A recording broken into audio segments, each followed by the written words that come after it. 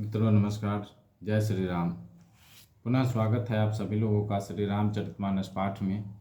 मैं राकेश कुमार। चैनल पर नए हैं तो चैनल को सब्सक्राइब जरूर करें। चलिए शुरू करते हैं आज का प्रसंग। निज गिरा पावनी करण कारण, राम जसु तुलसी कहयो। रघुबीर चरित अपार बारिधि, पारु कबि कौने लहयो। उपबीत ब्याह उछाह मंगल, सुनीज सादर गावहीं। वैदेही राम प्रसाद तेजन, सर्वदा सुख पावहीं। सिय रघुवीर विबाहु, जेस प्रेम गावहीं सुनहीं। तिन्ह कहूँ सदा उछाहु, मंगलायतन राम जसु। मास परायण 12वां विश्राम। इति श्रीमद्रामचरितमानसे सकलकलिकलुष विध्वंसने प्रथम सोपान समाप्तः। अपनी वाणी को पवित्र करने के लिए तुलसी जी ने राम का यश कहा है, नहीं तो श्री रघुनाथ जी का चरित्र अपार समुद्र है।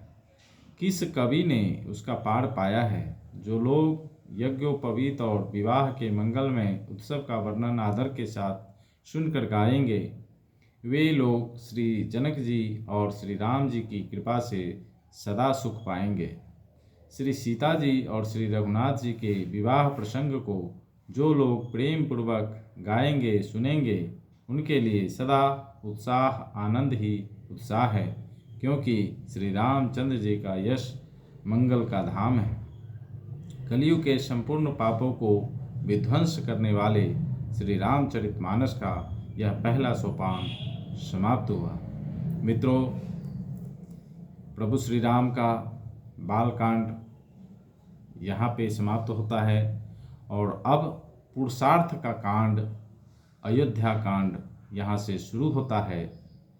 पूरा रामचरितमानस जन जन के जीवन को सुंदर, समृद्ध, शक्तिशाली बनाने का बहुत बड़ा माध्यम है।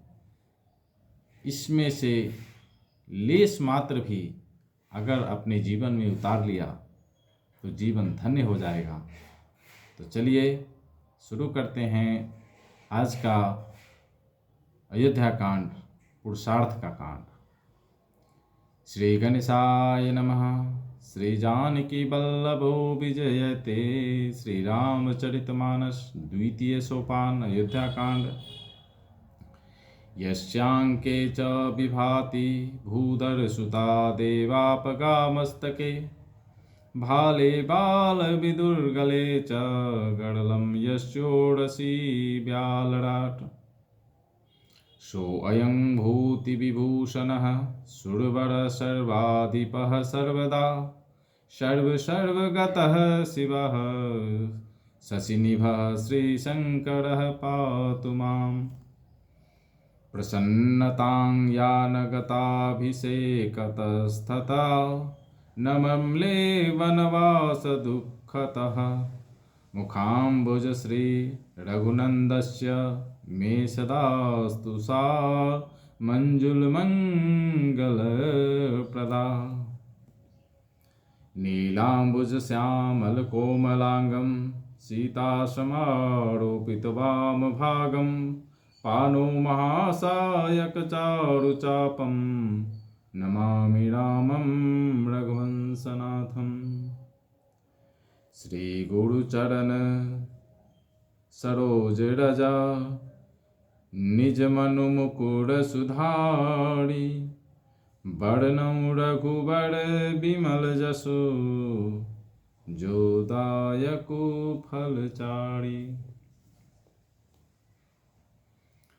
जिनकी गोद में हिमाचल सुता पार्वती जी, मस्तक पर गंगा जी, ललाट पर द्वितीया का चंद्रमा, कंठ में हलाहल विष और वक्षस्थल पर सर्पराज शेष जी सुशोभित हों।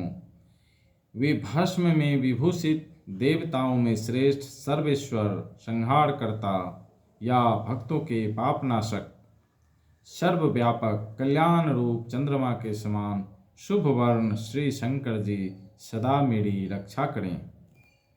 रघुकुल को आनंद देने वाले श्री रामचंद्र जी के मुखारबिंद की जो शोभा राज्याभिषेक से न तो प्रसन्नता को प्राप्त हुई और न वनवास के दुख से मलिन ही हुई, वह मुख कमल की छवि मेरे लिए सदा सुंदर मंगलों की को देने वाली हो। नीले कमल के समान श्याम और कोमल जिनके अंग हैं, श्री सीता जी जिनके वाम भाग में विराजमान हैं और जिनके हाथों में क्रमशः अमोघ बाण और सुंदर धनुष है, उन रघुवंश के स्वामी श्री रामचंद्र जी को मैं नमस्कार करता हूँ। श्री गुरु जी के चरण कमलों की रज से अपने मन रूपी दर्पण को साफ करके मैं श्री रघुनाथ जी के उस निर्मल यश का वर्णन करता हूँ जो चारों फलों को, धर्म, अर्थ, काम और मोक्ष को देने वाला है। जब ते राम ब्याही घर आए, नित नव मंगल मोद बधाए। भुवन चारि दस भूधर भारी, सुकृत में गबर सही सुख बारी। रिद्धि सिद्धि संपत्ति नदी सुहाई, उमगी अवधयम बुद्धि कहूँ आई। मणिगण पुर नर नारी सुजाति, सुचि अमोल सुंदर सब भांति। कहीं न जाय कछु नगर विभूति, जनु इतनीय विरंच कर तूती। सब विधि सब पुर लोग सुखारी, रामचंद मुख चंदु निहारी। मुदित मातु सब सखी सहेली, फलित बिलो की मनोरथ बेली। राम रूप गुणशील सुभाऊ, प्रमुदित होई देखी सुन राऊ।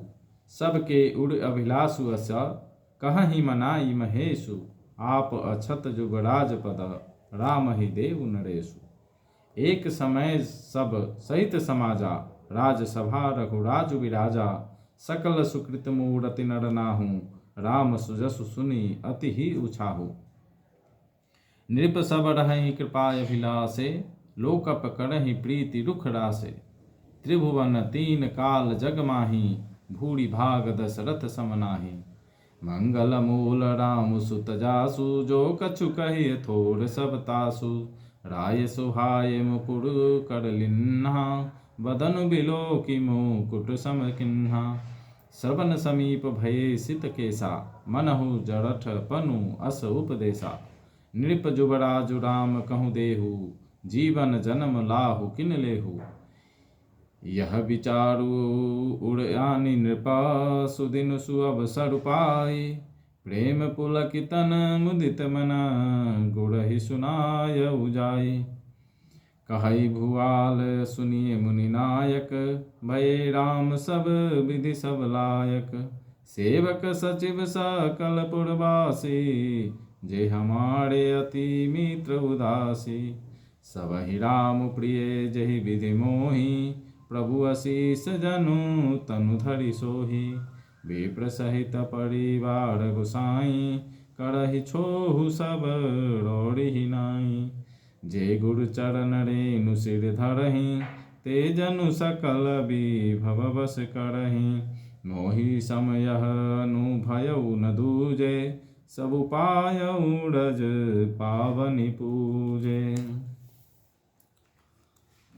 जब से श्री राम जी विवाह करके घर आए, तब से अयोध्या नित्य नए मंगल हो रहे हैं और आनंद के बधावे बज रहे हैं। 14 लोक रूपी बड़े भारी पर्वतों पर पुण्य रूपी मेघ सुख रूपी जल बरसा रहे हैं। रिद्धि सिद्धि और संपत्ति रूपी सुहावनी नदियां उमड़ उमड़ कर अयोध्या रूपी समुद्र में आ मिली। नगर के स्त्री पुरुष अच्छी जाति के मणियों के समूह हैं जो सब प्रकार से पवित्र, अमूल्य और सुंदर हैं। नगर का ऐश्वर्य कुछ कहा नहीं जाता, ऐसा जान पड़ता है मानो ब्रह्मा जी की कारीगरी बस इतनी ही है। सब नगर निवासी श्री रामचंद्र जी के मुखचंद्र को देखकर सब प्रकार से सुखी हैं।